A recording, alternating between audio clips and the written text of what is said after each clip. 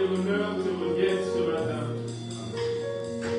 Que ton nom soit élevé au-dessus de tout nom. Seigneur, que ton règne s'établisse au milieu de nous. Seigneur, nous recevons ta sainte présence parmi nous. Seigneur, tu es celui qui est, qui était et qui vient. Devant de toi, nous nous inclinons. Nous reconnaissons ta majesté. Nous reconnaissons que sans toi, nous ne pouvons rien. Sans toi, nous ne sommes rien. Seigneur, nous sommes venus te présenter nos hommages.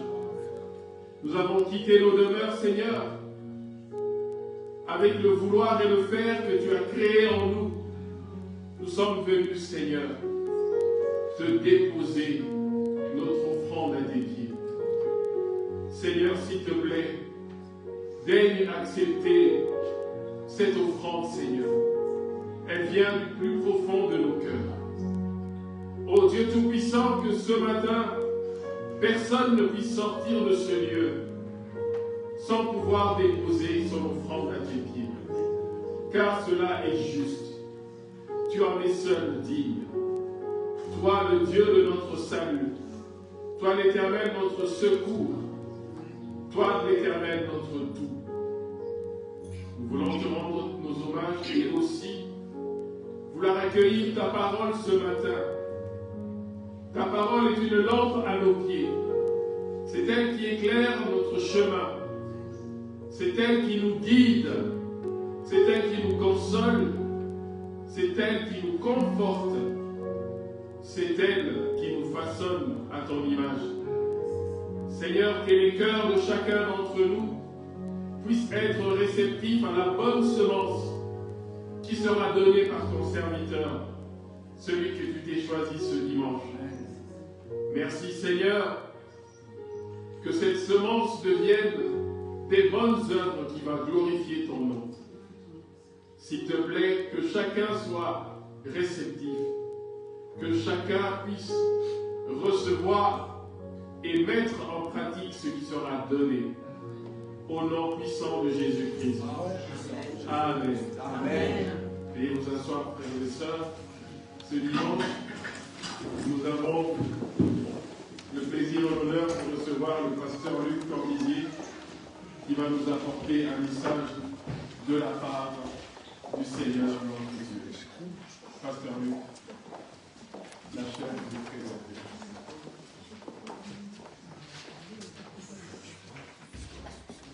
Bonjour à tous.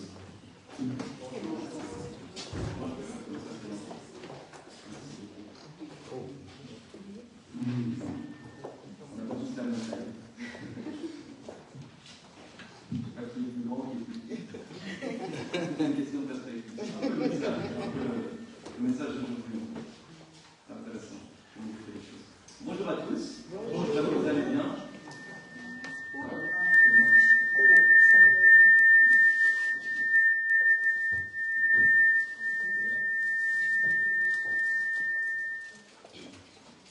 Pas mal de vérité. La louange était vraiment bien. Je rends grâce à Dieu pour ce que Dieu a fait déjà ce matin. Il a déjà agi, n'est-ce pas? Amen. On n'attend pas le message ou une prière pour qu'il agisse. Il est à l'heure. Avant même qu'on arrive, il était déjà à l'heure. C'est lui qui nous tient debout.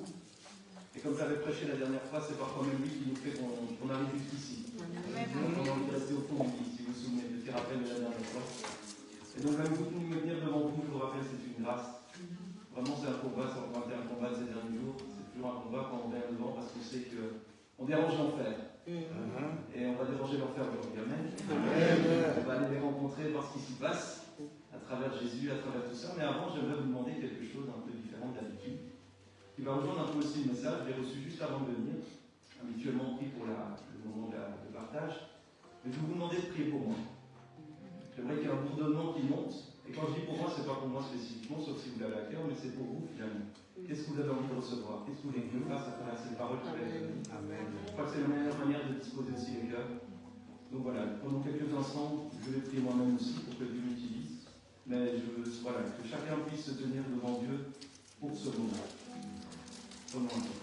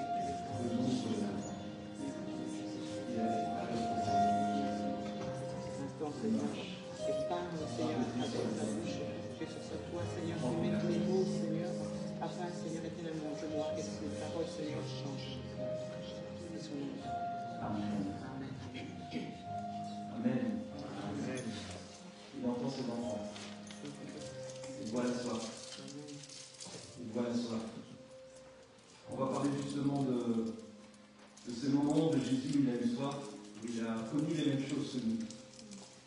Et même Jésus a eu besoin de prière, n'est-ce pas? Quand il était dans le pire moment de sa vie, il a demandé à ses disciples de le suivre et de pouvoir prier avec. Bon, ils se sont endormis, mais il a demandé quand même qu'ils soient là et qu'ils prient pour lui. Il est revenu même les réveiller à plusieurs reprises. On dirait, les gars, vous faites quoi là? J'ai besoin de vous là. Et donc j'espère qu'on ne s'endorme pas et qu'on puisse être là les uns pour les autres. Et ce que vous avez fait pour moi, vous pouvez le faire pour n'importe qui. Parce qu'on a besoin des encouragements, on a besoin les uns des autres, n'est-ce pas? Surtout en ce moment parfois plus compliqué où le monde est en train de se chambouler dans tous les sens, vers qui se tourner. On a besoin d'avoir des personnes de référence, on a besoin de pouvoir se tourner vers l'un, vers l'autre, etc., etc. Alors justement, le message que Dieu m'a mis à cœur pour aujourd'hui, c'est d'être attentif à la saison dans laquelle nous sommes. Pouvoir écouter le moment. Parce que hier n'est pas aujourd'hui et n'est pas demain. N'est-ce pas? On a vécu un temps de prière à l'église et c'est là où le message s'est confirmé, où on va lancer une nouvelle session de formation à l'église où je suis avant vous, donc je transmets les salutations, ainsi que de toute la famille qui est de l'autre côté à l'église là-bas. Ils viennent parfois, mais pas toujours, parce que comme c'est tous les mois, voilà, c'est tout un engagement au niveau de la famille. Voilà, ils sont là aussi en prière et de cœur. Mais voilà, on va lancer une nouvelle session et la prière a vraiment été qu'en fait, à un moment donné, on parlait de faire une vidéo de toutes les sessions pour peut-être un jour avoir des vidéos pour donner aux gens plutôt que chaque fois faire les mêmes sessions et qu'il y ait toujours les enseignants qui soient sollicités. Et un des formateurs a dit quelque chose d'essentiel que je trouvais vraiment intéressant. Il a dit chaque saison est différente. Est-ce qu'on peut envoyer juste une vidéo? Alors l'esprit peut toujours parler à travers des vidéos. Il y en a qui réécoutent le message, qui vont peut-être le réécouter à plusieurs reprises. L'esprit peut parler de différentes manières. Mais j'ai beaucoup aimé cette idée qu'on peut avoir même la même matière, le même texte. Dieu peut parler autrement. Vous avez sûrement le cas quand vous lisez votre livre. C'est pas toujours la même chose qui se passe. Vous ne lisez pas de la même manière. Si je relis un texte aujourd'hui, je ne le lis pas comme il y a 20 ans. Parce que les choses ont évolué. Je ne perçois plus les choses de la même manière, n'est-ce pas? Et donc c'est important de pouvoir parfois relire, de pouvoir aussi comprendre dans quelle saison on est. Et c'est là où on va aller aujourd'hui, en sachant qu'on est le 9 mars. Le 8 mars, ouais, on est le 8 mars, j'étais déjà demain. On est le 8 mars aujourd'hui, et on est dans un mois, on sera plus ou moins à la Pâque, n'est-ce pas? Donc le lundi 6 avril, c'est le lundi de Pâques, donc le week-end juste avant, on y sera donc dans un mois. Donc on se dirige vers la Pâque. D'ailleurs, dans le calendrier liturgique catholique, on est vraiment dans ce temps du carême. Et le carême, c'est quoi? C'est vraiment cette préparation à la Pâque. On se prépare, on s'humilie, on se repent, on se dispose pour la Pâque. Et il y a un temps particulier avant la Pâque qui est ce temps où Jésus va vivre toute son arrestation, va se faire arrêter, va se faire juger, va se faire condamner. Et l'Esprit me parlait vraiment par rapport à ce temps-là particulier, parce que vous savez, parfois on prêche toute la parole, et c'est important de prêcher toute la parole, je ne dis pas ça. Mais on prêche toute la parole comme si on devait tout accomplir au même moment. On est un peu dans la société du tout de suite. Vous commandez sur Amazon, c'est arrivé quasi le jour même, voire le lendemain, enfin, ça dépend du colis, ça dépend de l'endroit. Mais vous savez commander quasi tout de suite. Vous cliquez sur votre téléphone, vous avez l'information directe. C'est comme si tout doit arriver tout de suite. Et il peut avoir une tendance, c'est parfois de lire la Bible et de pouvoir comprendre les Écritures et de se dire, bah, si c'est comme ça maintenant. C'est tout de suite. Et si on comprend toutes les Écritures, on pourrait vouloir tout appliquer le même jour. Dieu va guérir, Dieu va restaurer, Dieu va faire ci, Dieu va faire là, Dieu, tout en même temps. Pourtant, l'Ecclésiaste nous dit, il y a un temps pour tout. Et donc mon message il est vraiment là. Il y a un temps pour tout, et donc il faut comprendre le temps dans lequel on est. Vous ne pouvez pas aller voir une famille en deuil et leur donner « Soyez constamment dans la joie ». Vous comprenez logiquement. Vous arrivez là, vous prenez Philippiens 4.4, ne vous inquiétez de rien, mais soyez constamment dans la joie. C'est malvenu, n'est-ce pas? On comprend tous. Pourtant, c'est un texte de la parole, mais ce n'est pas la bonne saison. On pourrait faire ça avec plusieurs textes. D'accord? Et donc, on va vraiment aller là-dedans pour essayer de comprendre au final dans quelle saison nous sommes chacun, dans quelle saison on est actuellement. Mais ce qui est important, c'est que chacun aussi découvre dans quelle saison il est. Par exemple, quelqu'un peut avoir des richesses en ce moment, l'autre à côté peut-être moins de richesses. Et bien, Dieu peut faire l'un comme l'autre. Et en même temps, il est celui qui utilise ces situations pour l'un et pour l'autre. Celui qui a est appelé à donner, celui qui n'a pas doit apprendre à recevoir. Amen. Amen. Mais la saison est différente. Si je n'ai pas et que j'essaie de donner, je peux m'appauvrir davantage. Non, je ne dis pas qu'il ne faut pas donner, mais je dois gérer autrement. Celui qui a pourrait dire j'ai envie de recevoir plus. Et n'a pas compris la saison dans laquelle il est. Il est là aussi pour bénir. Alors il peut gagner plus pour bénir plus, mais vous comprenez l'idée. C'est vraiment en fait de comprendre là où on en est pour pouvoir être le plus efficace et le plus utile entre les mains du maître. Pourquoi je dis ça? Parce que souvent, voilà, on entend régulièrement des prédications sur voilà, Dieu va faire plein de choses, Dieu va faire de grandes choses, et il va le faire, n'est-ce pas? Mais il y a un temps pour tout. Il y a des saisons. Si Dieu dit qu'on va avoir un enfant, par exemple, ben, le temps qu'on reçoit l'enfant, enfin qu'on conçoit l'enfant et le temps où il arrive, il y a tout un temps, une durée. Ce n'est pas le premier jour de la conception que l'enfant débarque, n'est-ce pas? Il faut 9 mois. Mais le moment où il y a la conception, ça annonce déjà l'enfant. Et donc quand on prie que Dieu donne une parole, c'est comme s'il signait déjà le contrat. Et c'est pas pour ça qu'on a déjà la maison. C'est pas pour ça que l'enfant est déjà là. C'est pas pour ça que la situation change directement. Il faut un temps. Quand vous recevez l'invitation pour un mariage, j'utilise souvent cette image, mais le mariage n'est pas là demain. Vous passez devant la salle tous les jours, il se passe rien. Mais le jour du mariage, tout est là. Donc il y a un temps. Il y a parfois où les choses vont vite. Il y en a qui reçoivent tout de suite. Il y en a qui reçoivent plus tard. C'est pour ça que c'est important de savoir la saison, le temps, comprendre ce qui se passe, comprendre les cycles. Il y a des cycles aussi. Il y a des choses qui sont établies. En ce moment, nous sommes en hiver. Pourtant, dehors, parfois, on a l'impression d'être un peu au printemps. Ces jours-ci, on a une glace. Pourtant, on reste en hiver.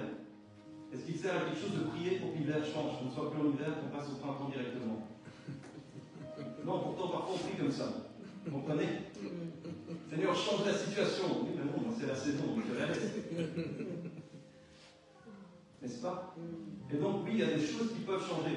Il peut nous réchauffer en hiver. C'est pas pour ça que l'hiver va changer. Vous comprenez la nuance? Et c'est vers cette nuance-là que je veux vraiment aller avec vous aujourd'hui. On va vraiment aller là ensemble. Donc, Dieu peut changer. C'est comme on peut passer au printemps, mais on sait qu'il y a encore les saintes glaces qui peuvent arriver en mai.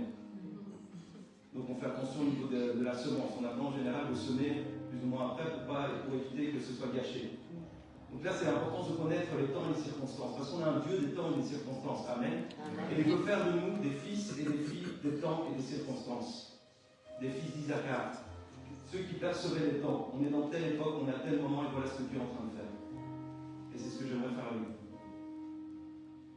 Parce que c'est ce qu'il fait avec moi aussi. Il me montre certaines choses et ça permet de se situer. Alors nous sommes dans un temps où nous approchons de la Pâque, et nous allons nous approcher de la Pâque avec Jésus. Parce que nous allons comprendre que dans le temps de la Pâque, à partir de Gethsémane, à partir même du moment où Jésus va se faire trahir, c'est comme si tout s'arrêtait. Où sont les miracles? Où sont les enseignements avec autorité? C'est comme si Jésus devient silencieux. Comment vont réagir les disciples? Quelle va être leur attitude? Comment on imagine l'enfer à ce moment-là? Il se réjouit. C'est vers là qu'on va. On y va ensemble? Oui. On va aller dans Matthieu, au chapitre 26. Et on va accompagner Jésus vers ce chemin de la croix, ce chemin de souffrance qu'il va devoir accepter.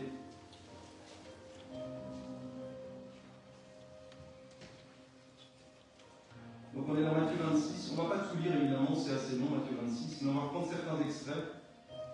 Et souvenez-vous que, pas ici dans le passage, mais bien avant, Jésus va annoncer plus ou moins à ses disciples ces temps, et qu'est-ce que Pierre va faire? Il va réagir en disant: oh là là, Seigneur, non, il ne pourra pas t'arriver ces choses, ce n'est pas possible.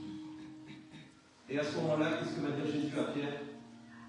Éloigne-toi de moi, Satan. Arrière de moi, Satan. Donc l'esprit qui était en Pierre à ce moment-là n'était pas l'esprit de Dieu qui parlait. Pourtant, ça semblait bienveillant. Il ne voulait pas que Jésus souffre. Qui veut souffrir? C'est la question de ce matin. Qui veut souffrir? Personne. Personne. Et donc, la remarque de Pierre est légitime. C'est comme un cœur qui dit: je t'aime, Seigneur, je ne te prévois pas ces choses, n'imagine pas ça, tu es quand même le Fils de Dieu. Ne te projette pas comme ça, qu'est-ce que tu es en train de faire? Il semble le raisonner. Et pourtant, c'est Satan qui parle. Parce qu'il n'y a pas 36 esprits. Il y a l'esprit de Dieu qui sait les plans du Père. Et il y a l'esprit du monde qui est l'esprit de Satan, qui est terre à terre et qui veut détourner les plans de Dieu. Et c'est important de suivre le bon esprit. C'est vraiment la guerre. La guerre, c'est pas celle qu'on voit autour de nous en ce moment. C'est une guerre spirituelle. Est-ce que je suis la voie de la sagesse ou la voie de la folie? Et on va tenter d'arriver à la voie de la sagesse, en comprenant mieux la voie de la folie aussi.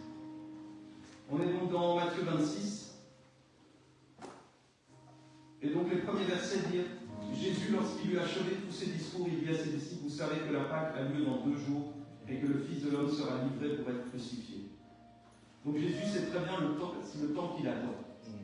Ça, c'est la première chose. Il sait le plan. Que les disciples veuillent ou non. Et ce qu'on va se rendre compte, même dans la suite, c'est que les disciples n'ont pas toujours compris, parce que Pierre va empresser d'intervenir pour empêcher l'arrestation. Alors qu'il vient d'annoncer, je vais être crucifié. Mais ils ne comprennent pas, en fait. Ils se disent, c'est pas possible, il y a peut-être quelque chose qui se passe. Donc, pour les disciples, c'est difficile à accepter. Celui qui est le roi, le tout-puissant, le Fils de Dieu, celui qui peut tout, qui fait des miracles, va se faire crucifier. Comment c'est possible, ça? Et donc, on voit ensuite toute la partie avec le complot, les sacrificateurs qui vont se réunir, on ne va pas tout lire exactement, mais qui vont chercher les moyens d'arrêter Jésus par ruse pour le faire mourir. Et ce que j'aimerais dire à quelqu'un, c'est que même s'il y a des complots et des ruses contre toi, sache que c'est le Père qui l'a déjà décrété aussi. Parce que tout ça, il dira par la suite, est écrit pour que ça arrive. Donc n'aie pas peur. Parce que si le Père te conduit dans le chemin de la souffrance, c'est qu'il a un plan qui en sauvera beaucoup. Je dis bien si le Père te conduit. Parce que c'est le bon berger qui conduit aussi dans la vallée de l'ombre de la mort. N'est-ce pas? Mais il connaît les verts pâturages. Amen. Il sait la table qui va être dressée. Il connaît les eaux paisibles qui sont derrière, mais il doit nous faire passer par là. Le Dieu de Moïse les a fait passer par un désert. C'était la souffrance, un désert. On va continuer. Ce qui est intéressant dans ce passage, Seigneur m'a vraiment donné ce morceau-là en le relisant juste avant d'entrer ici. C'est le verset 7 à 12, où il y a une femme qui s'approche. Aujourd'hui, on célèbre les femmes. Bonne fête à toutes les femmes, en droit de la femme, je n'oublie pas. Et vous allez voir qu'il y a une femme qui a compris, elle. En tout cas, qui a été inspirée. Je ne sais pas si elle avait tout compris, mais en tout cas, elle a été inspirée pour marquer le coup et montrer, en fait, valider. En fait, c'est juste ce qui est en train de se faire.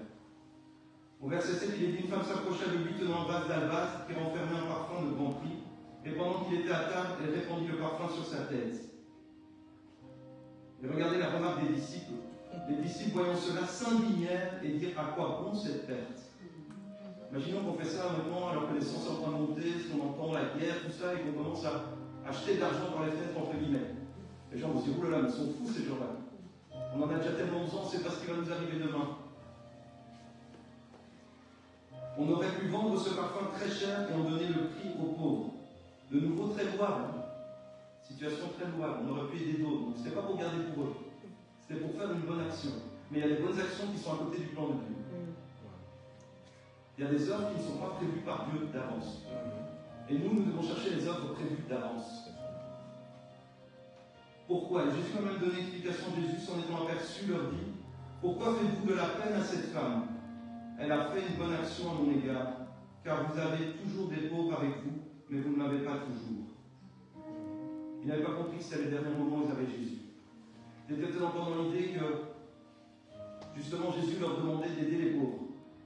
Mais ils ne comprenaient pas que celui qui était le plus important, et le regard était fixé sur lui. C'était son temps. C'était pour lui ce parfum. En répandant ce parfum sur mon corps, elle l'a fait pour ma sépulture. En fait, elle annonçait qu'il allait mourir. En fait, ils auraient dû voir un signe de dire, en effet, il va mourir. Ça aurait dû être une confirmation. Et là où c'était une confirmation, il y avait quelque chose de mauvais. À cause qu'ils n'avaient pas l'Esprit de Dieu, à ce moment-là, pour revoir. C'est important, même dans les moments comme ça, d'avoir l'Esprit de Dieu. Comprendre la saison. Ils ne comprenaient pas la saison. Ils ne comprenaient pas que Christ allait mourir. C'est ceux qui marchaient avec lui, je me rappelle, dans les miracles. Ils voyaient les miracles, ils voyaient les paralytiques qui étaient en train de marcher, ils voyaient les aveugles qui voyaient. Ils savaient qu'il était tout puissant. Il pouvait tout faire. Et Jésus ajoutera même, il dit, je vous le dis en vérité, partout cette bonne nouvelle sera prêchée dans le monde entier. On racontera aussi en mémoire de cette femme ce qu'elle a fait. Et c'est le cas aujourd'hui, 2000 ans après. On reparle d'elle. On reparle aussi de l'incrédulité des disciples. À ce moment-là, en tout cas. Mais on reparle de cette femme encore aujourd'hui. Alors on va continuer d'avancer, il y a la trahison qui va se faire, Judas qui va, pour de l'argent, vendre Jésus, donc il va se faire trahir. De nouveau, lui qui est innocent, il se fait trahir. Donc ce n'est pas parce que tu es innocent, ce n'est pas parce que tu n'as rien fait que tu ne peux pas être trahi.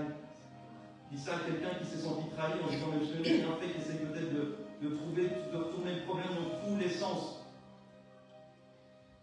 Tu peux n'avoir rien fait et être trahi. Et si on va même plus loin, c'était écrit qu'il serait vendu pour 30 pièces. C'était prévu. Mais j'aimerais avancer parce que ce que j'aimerais surtout aller avec vous, il y a le repas qui va se passer, on va être trahi, etc. On va aller surtout au verset 36. Parce que pour moi, le cœur de la chose se passe là. Et puis on terminera à la croix. Au verset 36, il est dit, là-dessus, Jésus alla avec eux dans un lieu appelé Gethsémani. Et il dit aux disciples, ayant asseyez-vous ici pendant que je m'éloignerai pour prier. Il prit avec lui Pierre et les deux fils de Zébédée, et il commença à éprouver de la tristesse et des angoisses. Le Seigneur Jésus lui-même, qui est Dieu, Fils de Dieu, Christ, éprouve de la tristesse et des angoisses. Il a connu ces choses. Parce qu'il entre dans un combat spirituel. L'objectif, c'est quoi? C'est de le décourager. L'objectif, c'est de le mettre à terre pour qu'il n'aille pas à la croix. Il s'était déjà fait tenter dans le désert. À plusieurs reprises, il est dit que le diable est revenu pour le tenter. Et là, maintenant, il essaye de le mettre à terre à travers des angoisses. Il ressent des angoisses et il ressent de la tristesse. Et donc peut-être quelqu'un ici se dit, mais pourquoi je passe par où je passe? Pourquoi je dois ressentir de la tristesse et des angoisses? Je vous rappelle que les Écritures nous diront que nous participons aussi aux souffrances du Christ. Celui qui veut le suivre doit être prêt à porter sa croix.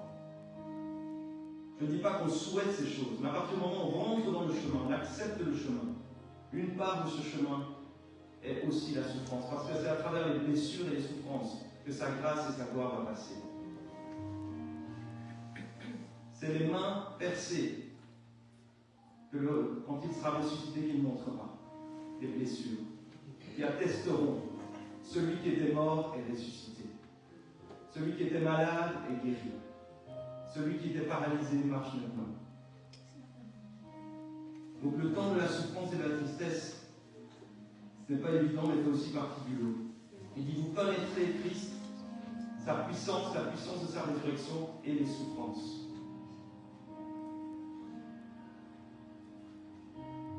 Il leur dit alors, mon âme est triste jusqu'à la mort, restez ici et veillez avec moi. Imaginez-vous le Christ. Donc si quelqu'un ressent ça aujourd'hui, ce n'est pas qu'il est forcément à côté de l'attaque. Il se dit, mais j'ai fait quelque chose de mal. J'avais déjà lu Job ici aussi. Job au chapitre 26, au chapitre 6, déjà parle de toute l'angoisse qu'il ressent. Même il dit que les traits de Dieu perforent son âme. Un autre endroit dit qu'il est rempli d'amertume. Mais pourtant il dira, ma joie est que je n'ai jamais désobéi à Dieu. Donc je peux obéir à Dieu et me sentir comme cela. Je pense que c'est important. Parce que je pense qu'il y en a qui ressentent de la tristesse. Je pense qu'il y en a qui ressentent du découragement. Certains ressentent de l'angoisse. Et c'est légitime dans la période où on est. C'est une période par laquelle Dieu permet qu'on passe. Alors chacun est différent en fonction de par où il passe. Mais Jésus est passé par là aussi. Nous allons avancer dans le jardin.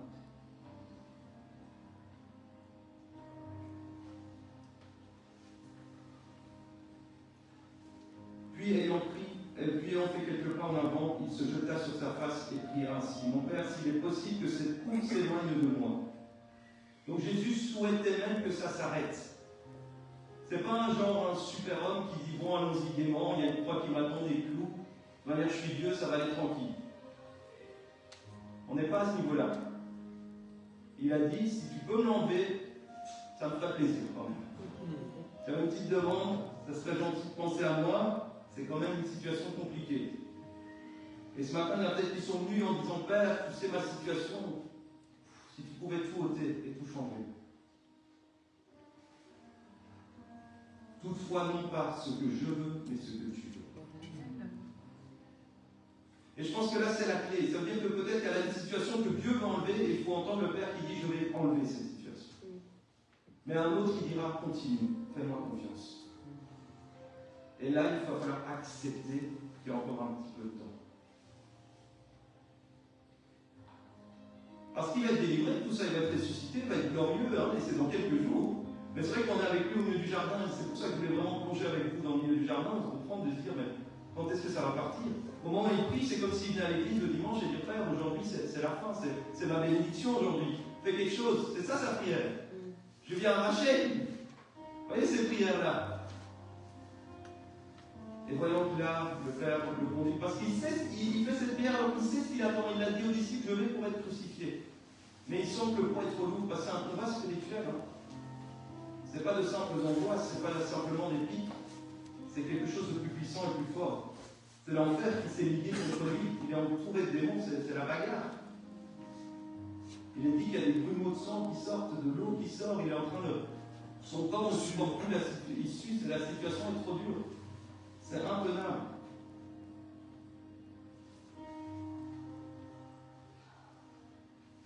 Et il vint vers les disciples, il trouva endormis. Il dit à Pierre, vous n'avez donc pas pu veiller une heure avec moi.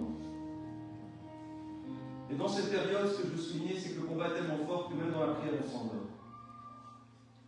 Peut-être certains disent, ma vie de prière, pour le moment, c'est compliqué. Mais on voit que c'est normal. Et comment ça se passe avec Jésus quand c'est comme ça? Est-ce qu'il vient et qu'il les engueule et leur dit, c'est quoi cette histoire? Alors il les reprend gentiment et leur dit, vous n'avez pas su prier une heure. Recommencez en priant. Continuez, persévérez, j'ai besoin de vous. Pourquoi? Parce qu'il s'éloignait une seconde fois et prie ainsi, mon Père, s'il est possible que cette coupe s'éloigne, sans que je la voie, mais que ta volonté soit faite. Et il revint, il les trouva endormis, car les yeux s'étaient appesantis. La situation était trop lourde, il n'arrivait plus à prier. Et là, il ne dit plus rien, il les quitte simplement, il s'éloigne, il prie une troisième fois, répétant les mêmes paroles. Donc même en répétant 3 fois, ça ne change rien à la situation. Pourquoi? Parce que c'est sa saison. C'est le temps fixé par le Père dans les Écritures pour que ça arrive. Parce qu'il y a un plan plus grand qui va en découler. Et donc c'est important de comprendre là où on est. C'est important de comprendre pourquoi on s'endort dans la prière. C'est important de comprendre pourquoi c'est pesant. C'est important de comprendre pourquoi il y a de la tristesse, pourquoi il y a de l'angoisse, pourquoi il y a du découragement. Parce qu'on est dans un temps spécial. Le monde est en train de bouger. À tous les niveaux. Tellement rapide, c'est tellement lourd. On n'a pas le temps de souffler. Il y a une accélération.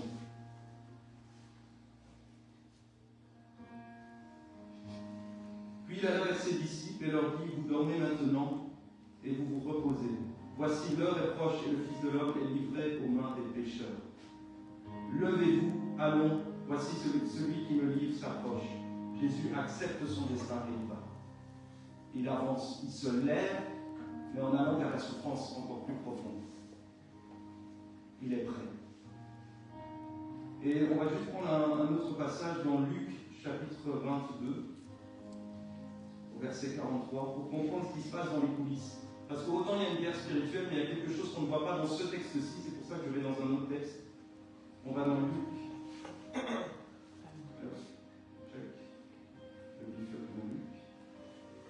Au chapitre 22, verset 43. On est dans le même jardin, dans la même situation, regardez ce qu'il est dit ici. Alors, un ange lui apparut du ciel pour le fortifier. Amen. Amen. Alors, un ange lui apparut du ciel pour le fortifier. Donc le Père n'a pas laissé. En apparence, pas de miracle. Pour les gens de l'extérieur, c'est fini. Silence radio. Mais lui, il voit ce que le Père est en train de faire. Il y a un ange qui le fortifie. Il y a des situations où Dieu envoie juste un ange pour vous fortifier. C'est-à-dire que vous ne voyez rien en apparence. Mais si vous êtes là, et je vous rappelle la parole que j'avais donnée au pasteur la dernière fois avec les anges que vous voyez autour de lui pour qu'ils soient présents au milieu de vous. Il n'est pas là par ses forces. Il est là parce que Dieu le fortifie. Amen. Et ceux qui savent sa situation le savent bien. Et je ne dis pas ça pour en rajouter une couche, c'est pour qu'on comprenne les enjeux. Et je ne connais pas tout le monde ici la situation. Mais il y en a peut-être d'autres qui sont ici qui disent, moi, si je suis là, c'est que si Dieu me fortifie. Sinon, je serais resté chez moi. Parce que le physique ne suit pas, parce qu'il y a les angoisses, parce qu'il y a tout, et on se dit, est-ce que même venir ici, ça va me voler. Un ange l'a fortifié. Et dernièrement, j'écoutais une parole aussi du Seigneur qui parlait dans Josué, au chapitre 5. Je vais juste lire 2 versets, le verset 13 et 14. C'est quand le peuple arrive devant la terre promise. Ils sont passés déjà par le désert, ils ont traversé l'eau, ils arrivent devant la ville. Et la ville de Jéricho était barricadée. La ville de Jéricho était imprenable. Et pourtant Dieu dit on va y aller. Et qu'est-ce qui se passe de nouveau? Donc Josué est là avec tout le peuple. Josué dit traversons, allons-y. Les sacrificateurs passent, l'eau qui s'ouvre, ils vivent encore déjà un miracle. Mais face à ces murailles, imaginez-vous une ville remplie avec des murailles énormes. On connaît moins ça aujourd'hui. Mais il y a des murailles énormes, ils ne seront pas rentrés. Et regardez ce qu'il est dit. Comme Josué, au verset 13, comme Josué était près de Jéricho, il leva les yeux et regarda. Voici un homme se tenait debout devant lui, son épée nue dans la main. Il alla vers lui et lui dit, es-tu des nôtres ou de nos ennemis? Et regardez la réponse, verset 14. Il est temps de vous transformer et de vous rapprocher de Dieu. Il répondit, non, mais je suis le chef de l'armée de l'Éternel, donc j'arrive maintenant. Josué tomba le visage contre terre, se prosterna et lui dit, qu'est-ce que mon Seigneur dit à son serviteur?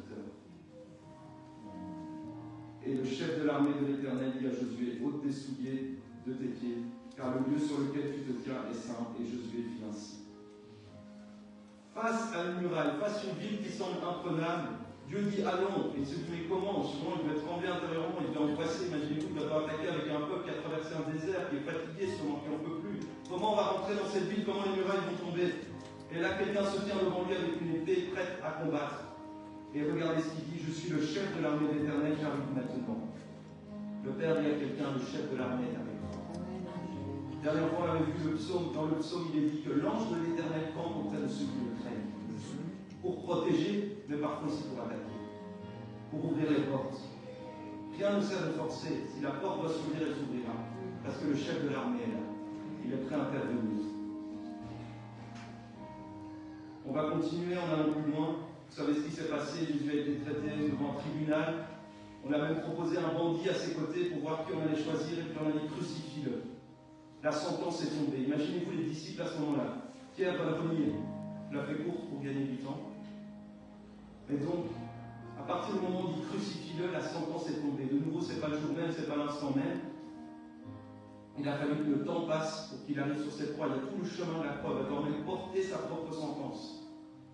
Imaginez-vous comment le corps lâche, il est fatigué, il est déjà dans l'angoisse, il doit porter cette croix, il sait son destin, il sait ce qu'il attend, la souffrance qui est là. Et on va le mettre sur la croix. Et là, tout semble terminé. Les disciples étaient partis, la plupart. Il y a une ou autre personne qui reste, mais beaucoup sont partis. Mais probablement, ils écoutaient les nouvelles, n'est-ce pas? Ils essayaient d'écouter ce qui se passait, ce qui arrivait au Seigneur. Mais imaginez-les. C'est vrai qu'on les imagine vraiment. Ils avaient tout quitté pour lui. Quitter leur travail, quitter tout, il ne leur restait que Jésus. Ils le suivaient partout. Et là, il est terminé, c'est fini. Ça semble terminé. Il va vers la croix, il leur a annoncé de sa propre bouche. C'est pas comme si on l'arrêtait, il n'avait rien dit, puis il se dit, bon, nous on attend, c'est très bien, c'est notre Seigneur, il va faire quelque chose. Parce que même dans le jardin, quand Pierre va couper l'oreille, qu'est-ce qu'il va lui répondre? Il va dire, ne sais-tu pas que je peux demander aux anges de venir? Oh, donc il sait qui il est. C'est même pas comme si Jésus doutait en disant bon, j'ai peut-être raté mon coup, maintenant je me laisse arrêter, c'est fini. Il sait qui il est et il sait ce qu'il fait et il sait pourquoi il est là. Il connaît le plan. Amen. Amen. Donc il y va. Et les disciples, eux, ne comprennent toujours pas. Ils sont partis, ils ont fui, ils ont renié, ils se sont dit non, je ne connais pas. Pierre, Jésus, non, je ne sais pas. Bon, il s'est fait arrêter, maintenant c'est fini. Alors s'il était convaincu du plan, il dirait bah oui, allons-y, moi je peux même mourir avec lui s'il faut. Le Père va me ressusciter aussi. Il aurait pu se dire ça, ou je reviendrai plus tard quand il ramènera les couronnes, enfin j'en sais rien, il a sûrement entendu toutes les choses, tout ce qu'il a raconté sur le royaume. Non, Pierre a peur. Les disciples ont peur, ils sont cachés. Parce qu'ils se disent c'est terminé, on y a cru, c'est fini, il n'y a plus d'espoir. Et jusqu'à la croix, on pourra encore avoir un petit peu d'espoir, mais imaginez-vous le moment où il va mourir. Ça veut dire que c'est fini. La vision, en plus, qui donnait les ordres, qui disait les directions, qui disait ce qu'il fallait faire? Jésus. Mais là, il n'y a plus personne, il n'y a plus de vision, il n'y a plus d'ordre. C'est silence radieux. Que faire dans ces moments-là? Vous savez ce qu'il faut faire dans ces moments-là? La position de Jésus à la croix, c'est quoi? Il a les bras ouverts et il fait confiance au Père. Père, pardonne-leur. Il ne fait rien à la croix. Il attend que son sort arrive. Vous C'est la position parfois la plus dure. Nous, on préfère se battre, on préfère crier, on préfère plein de choses. Mais de nouveau, je rappelle, c'était sa saison, son temps et ce qui était attendu de lui. Il a fait la volonté du Père. Qu'est-ce que le Père attend de toi dans cette situation, dans la situation que tu passes? Certains doivent prier, certains doivent obéir, certains doivent se tenir debout, certains doivent aller. Mais certains doivent peut-être attendre. L'attente est parfois longue, parfois dure. Parce que imaginez-vous sur la croix jusqu'au moment où il meurt. Même la lance qui vient percer, est-ce que c'est l'amour du Père qui dit je vais achever cette souffrance? Nous on voit le mal, et Dieu sait ce qu'il est en train de faire. Il dit non, mon fils a trop souffert, je vais plus vite. On accélère. Derrière un geste qui semble horrible, Dieu amène quelque chose de plus rapide. Les disciples se disent c'est fini, plus d'espoir. Jésus, lui-même sur la croix, ne fait plus rien. Il n'y a plus de miracle, il n'y a plus rien. Même si le miracle c'est juste d'être sur cette croix, évidemment, on se comprend bien que vous comprenez quand je parle de miracle. Il ne commence pas à guérir les gens. Et l'enfer, qu'est-ce que vous pensez qu'il fait l'enfer à ce moment-là? Ils ont mis le champagne au frais et ils se sont dit on va célébrer la plus belle des victoires, on a réussi à voir le roi de Dieu, l'élu, le Christ, le Fils de Dieu, on l'a eu, on l'a vaincu. J'ai passé des frigos, des congélateurs là-bas pour mettre tout au frais, mais tout le champagne a été mis pour dire on va faire cette fête, c'est terminé. Et eux ils étaient là en train d'attendre comme à la Coupe du Monde, quand on attend le but de la victoire, on attend que le coup de sifflet de l'arbitre, vous voyez, quand ça va être terminé. Et l'enfer est là en train de se dire oh c'est le moment, c'est l'instant, au moment où il va expirer, voyez le moment dernier souffle. Les disciples se disent c'est fini. Le Fils part. Là, on ne le voit plus, c'est même plus, il est silencieux, il est même disparu complètement. Et en plus, c'est encore 3 jours dans le Congo avant qu'il revienne. Donc nous, on sait déjà la fin de l'histoire, on a l'avantage. Mais encore 3 jours à attendre. Dans un silence où on se dit, il n'y a plus rien, il n'est plus là, c'est fini. Et qu'est-ce qui se passe au moment où il expire? Satan se dit, ça y est, sortez les bouteilles. Et là, qu'est-ce qui arrive en enfer? Jésus débarque. Boum. Vous avez fait l'erreur qu'il ne fallait pas commettre. Vous avez touché un innocent. Le roi des rois est là. Donnez-moi toutes les bouteilles pour les montrer à l'autre parce qu'il y a une fête qui nous attend. On va sauver des pécheurs, on va sauver des élus. Donnez-moi tous les dossiers. Vous voyez les dossiers actuels qui sont sortis dernièrement? Il y a des dossiers sur nos vies au ciel. Chaque fois qu'on commet un péché, il y a un dossier. Là, Jésus, quand il descend de notre frère, il a pris tous les dossiers. Ceux qui étaient, ceux qui sont et ceux qui seront. Et il a pris tout ça, il a tout effacé, tout brûlé pour que quand on arrive devant le Père, il n'y ait plus de dossier. Plus rien. C'était la victoire. Le ciel était en fête. Et l'enfer tremblait. Parce que Jésus avait débarqué. Et venait pour reprendre tous nos droits. Et nous rendre toutes choses. Qu'est-ce que je veux vous dire par là? Les disciples à ce moment-là, sur terre, on revient sur terre quelques instants, en train de pleurer, de se lamenter, fatigués, dans l'angoisse, plus de vision, plus rien. Mais dans l'invisible, la plus grande des victoires. Et ceux qui étaient désespérés ne savaient pas qu'au même instant, ils étaient déjà déclarés plus que vainqueurs. Amen. Même celui à la croix avec Jésus lui dira, tu seras avec moi au ciel. Alors Jésus est en train de mourir. Amen. Amen. Donc notre vision n'est pas sa vision. Nous ne savons pas pourquoi nous passons par où nous passons, mais lui, il sait ce qu'il est en train de faire. Il est en train de nous travailler. Il est en train de nous façonner. Il est en train de faire une œuvre. Et la saison par laquelle nous passons, nous ne savons pas forcément toujours, nous ne comprenons pas toujours. Et c'est pour ça qu'il est important de comprendre la saison.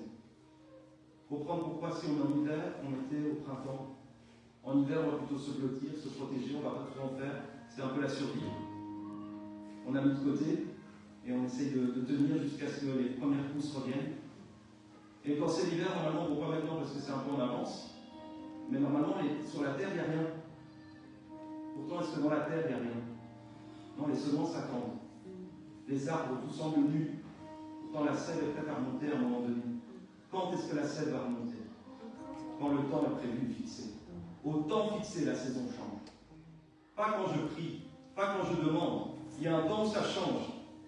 Quand je suis dans la fosse, la fournaise ardente avec le feu autour de moi, je ne prie pas pour que le feu s'arrête.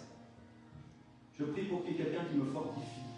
Et il y a le 4e homme qui débarque et qui vient me fortifier. Même des liens qui sont brûlés grâce au feu de la fosse, enfin de la fournaise. Et au temps voulu, qu'est-ce qui se passe? Les envoyés du roi viennent me chercher et me disent c'est terminé, ton temps est fini, tu sors, on va te préparer parce qu'il y a un autre poste qui t'attend. Même chose pour la fosse au lion. Même chose pour l'esclavage. Il y a un temps fixé par Dieu, il dit maintenant la saison change. Ça ne dépend pas de nous, c'est parce qu'il est souverain. Dieu peut intervenir dans la saison. Il peut te réchauffer en hiver, mais tu ne peux pas changer l'hiver. Tu dois lui faire confiance qu'un jour l'hiver va changer, se transformer en printemps. Tu vas avoir les premières pousses. Et nous, on a la grâce avec le temps en Belgique, ça change tellement vite qu'on a déjà les premières pousses alors qu'on n'est même pas encore au printemps. Il t'annonce déjà ce qui vient. Nous, on est encore derrière là, il y a beaucoup de brume pour venir aujourd'hui, n'est-ce pas? Alors moi, j'ai toute la brume toute trajet, je ne voyais pas la route devant. Et le Père m'a donné une image sur laquelle je vais terminer ici avec vous pour conclure. La brume était loin, je ne voyais pas la route. Et donc, je pouvais avoir l'impression que le chemin pouvait s'arrêter à tout moment pour avoir des travaux et autres. Mais comme je fais le trajet régulièrement, j'ai encore fait dernièrement, ben, en soi, je sais la route. Donc, qu'il y ait la brume ou pas la brume, je connais le chemin. C'est comme quand on roule la nuit. Ceux qui connaissent leur quartier, même si toutes les lumières sont éteintes, ils savent les directions, même dans la maison, une direction spécialiste, peut-être pour se lever la nuit, parce que voilà, il y a des dérangements, il y a parfois pour différentes raisons, on se lève la nuit, on sait où on doit passer parce qu'on connaît la maison. Je répète ce que j'ai dit la fois passée, Dieu a déjà traversé 2026. Vous ne savez pas ce qui vous attend demain, mais lui, il vous attend déjà demain parce qu'il a déjà fait la route. Les disciples étaient avant la croix, ils ne savaient pas ce qui allait se passer, ils croyaient que c'était terminé. Mais Jésus, le Père lui-même, savait déjà ce qui attendait derrière, parce qu'il avait dit ces choses doivent s'accomplir parce qu'elles ont été écrites. Le psaume 139, verset 16 nous dit que, avant même que vous ayez été créés, toute votre vie était déjà écrite. Dieu a déjà traversé votre vie. Alors pourquoi s'inquiéter? C'est là où on est. Je ne peux pas changer le temps et les circonstances, mais je peux comprendre le temps et les circonstances pour voir les choses autrement. 1. Voir l'ange qui vient me fortifier quand je suis au plus bas. 2. Voir les choses différemment. Je vais terminer là-dessus par une image qui m'a été donnée. Vous voyez, l'IA en ce moment est en train d'exploser partout. Et dernièrement, je parlais avec quelqu'un. On me disait, l'IA, qu'est-ce que ça va être demain? C'est pour le contrôle, c'est pourquoi? Qu'est-ce qu'ils veulent faire avec ça? En sachant qu'il y a existe depuis longtemps, on ne va pas rentrer là-dedans. Mais ils nous donnent l'IA. Et nous, on se dit, est-ce qu'on l'utilise, on ne l'utilise pas? Vous voyez, en tant qu'élève, est-ce que je peux l'utiliser, pas l'utiliser? En tant que travailleur, est-ce que c'est bien, est-ce que c'est mal? Mais en fait, ce n'est qu'un outil qui permet d'accélérer les choses. Et pourquoi nous, on voit ça mal? Parce qu'on se dit, ceux qui l'ont créé ont sûrement d'autres projets derrière. Ils veulent peut-être collecter des données, on s'imagine plein de choses. Je ne vais pas rentrer dans ces détails-là. Mais en fait, Dieu m'a parlé dernièrement en disant, mais c'est qui crée toute chose? C'est lui. Si Dieu a prévu une saison, il veut tout accélérer. Il veut perforer pour que ça aille plus vite. Ben, il met à disposition l'IA même pour nous. Parce qu'il veut qu'on aille plus vite. Il veut que notre administratif soit simplifié. Il veut que les choses aillent plus vite pour qu'on se concentre à autre chose. Si les autres ne veulent pas savoir un truc, je les réduis, je peux payer plus. Je peux le voir autrement. Ce téléphone, là aussi on peut se dire, il collecte des infos, des données, il nous donne accès, il nous distrait. Mais grâce à lui, on peut se contacter. Quand ça ne marche pas, on ne sait pas se réunir ici, on sait se réunir en vidéo. On peut parler au monde entier. Je me souviens d'une période, ils sont là l'un côté de l'autre, c'est marrant. C'était les vacances et notre frère Samuel était en Amérique encore avant d'arriver, il rejoint sa dulcinée. Et tante Mélanie était allée voir son fils en Afrique du Sud. Et j'avais un ami, un collègue qui était parti à Vienne, en Europe. Donc j'avais 3 continents. Et le jour même, j'étais assis chez moi et je parlais aux 3. Incroyable, non? Dans une saison incroyable. Grâce à ça, juste ce petit objet-là. Il y en a qui gèrent une entreprise avec ça, il y en a qui gèrent le monde avec ça. Ils envoient les mails, ils font tout, ils font les paiements, on fait tout avec ça. En plus, je ne sais pas pour vous donner jusqu'où ça allait. Elle voulait faire des crêpes avec ses petits-enfants en Afrique du Sud. Elle me dit, ah, Sandra fait bien la cuisine, est-ce qu'elle ne sait pas m'envoyer une recette? Et je lui envoie la recette et le soir, je vois la vidéo, elle mangeait les crêpes en Afrique du Sud. Je me dis, non, dans quelle époque on est? Et je vais encourager quelqu'un aujourd'hui. Je sais qu'il y en a beaucoup qui viennent de l'étranger, qui ont la famille à l'étranger. Mais grâce à ça, Dieu vous permet de parler quand vous voulez. N'est-ce pas? C'est son amour en fait. Donc je veux juste vous montrer que dans toute chose, vous pouvez voir le mal. Vous pouvez voir l'amour du Père. Amen. Moi je ne suis pas bricoleur, ma maison parfois c'est mon cauchemar. Parce qu'il y a un truc qui pète, je suis là, oh c'est la fin du monde. Et Dieu m'a donné une maison. Est-ce que je vois la bénédiction? Est-ce que je vois la malédiction? Et c'est comme ça dans tous mes enfants. Ils peuvent être insupportables. Mais c'est mes enfants, je les aime. Combien de fois on rigole ensemble, on se fait des bons moments. Mais c'est vrai que dans les moments difficiles, dans les moments où je suis fatigué, ça devient plutôt une contrainte, ça devient quelque chose, il faut que je m'en occupe, il faut que je fasse ci, il faut que je fasse là. Vous comprenez? Tout peut devenir contrainte quand ça ne va pas. Et c'est pour ça que le Seigneur vous dit, même quand c'est la période la plus sombre, deux choses. C'est ce que vraiment je voudrais vous laisser. Voyez l'ange qui vient vous fortifier. Amen. Pour tenir, pour avancer. Et deuxièmement, changer la vision. Parce que là où il y avait la croix, pour les uns c'était le désespoir, la fin de tout. Alors que quand on comprend l'enjeu de la croix aujourd'hui, on sait que c'était la plus belle des victoires. Amen. Amen. Amen. Amen. Donc il y a de belles choses qui arrivent. Parce que toutes les bouteilles de champagne de l'enfer, elles nous attendent là-haut. Pour la fête, hein. Parce qu'il y a un temps ici, mais il y a un temps où les choses changent. Et où on fera la fête. Et il y a un temps où ta situation change et on fera la fête. Et ce qui est formidable, c'est qu'on peut bien aller chercher du champagne, on peut bien faire la fête. N'est-ce pas? Tout est une question de position. Parce qu'il dira aussi dans le psaume 23 que lorsqu'on quitte la vallée de l'ombre de la mort, on arrive devant une table. Et il dresse une table devant quoi? Donc les adversaires sont toujours là. En fait, Dieu ne promet pas qu'il n'y ait plus d'adversaires, il ne promet pas qu'il n'y ait plus d'inconfort. Il dit qu'en fait, il veut nous conduire à un niveau de conscience où même quand les adversaires sont là, je suis dans la fête. Amen. Le moins de ma tête, ma coupe déborde, il y a tous les adversaires autour, mais je fais la fête. Amen. Il y a même un texte qui dira que même quand je reçois une mauvaise nouvelle, je souris. Parce que je me dis comment mon Dieu va pouvoir. Amen. Vous voyez la facture qui arrive. Il faut arriver au niveau. Je ne dis pas que j'y suis toujours, mais on y travaille. C'est ça qui travaille. J'envoie des factures, des grosses factures, des grosses factures, des grosses, des moins, des petits. Et ils travaillent pour que tu dises, je reçois la facture, il dit, ah papa, ça c'est pour toi. Là, tu sais bien pour ton monde qui ne peut pas. Mais toi, tu sais comment tu vas faire. Montre-moi le chemin. Montre-moi le chemin. Et je terminerai avec cette phrase parce que dans tout ce que j'ai dit, la clé, c'est montre-moi le chemin.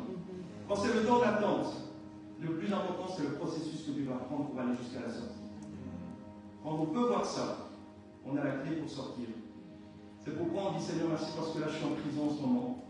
Je sais que c'est un temps où tu me formes, je sais que c'est un temps où tu me transformes, et je sais qu'un jour, il y aura autre chose que la prison.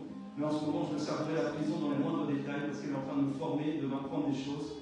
Je parlais à mon frère Samuel qui travaille dans des choses administratives, je lui disais dernièrement, toutes les infos que tu collectes là pourront être une bénédiction pour quelqu'un un jour. Dans votre travail, toutes les infos que vous collectez peuvent être une bénédiction pour n'importe qui. Parce que votre travail vous ouvre à des portes dans le système où on est pour pouvoir comprendre des choses que d'autres ne comprennent pas. Tu sais le papier qu'il faut. Celui qui vient de l'étranger, qui arrive, qui passe toutes les étapes pour avoir ses papiers, il peut aider son frère après qui débarque et qui ne sait pas par où il faut passer. Il connaît le système. Lui, il a sué, il a souffert, c'était une proie, c'était difficile, mais une fois qu'il est passé, il a trouvé, il est arrivé. Il dit écoute, c'est simple. Tu fais tac, tac, tac, tac, tac, et on passe. En fait, tu as une accélération pour quelqu'un. Ta souffrance qui est là, c'est la lance qui est pointée qui va faire que le gars va passer direct à l'option. C'est fini, on passe à autre chose. La saison va être un accélérateur de saison pour un autre parce que tu es déjà passé par là. Amen. Amen. C'est une bénédiction. Celui qui a obtenu sa maison peut accueillir.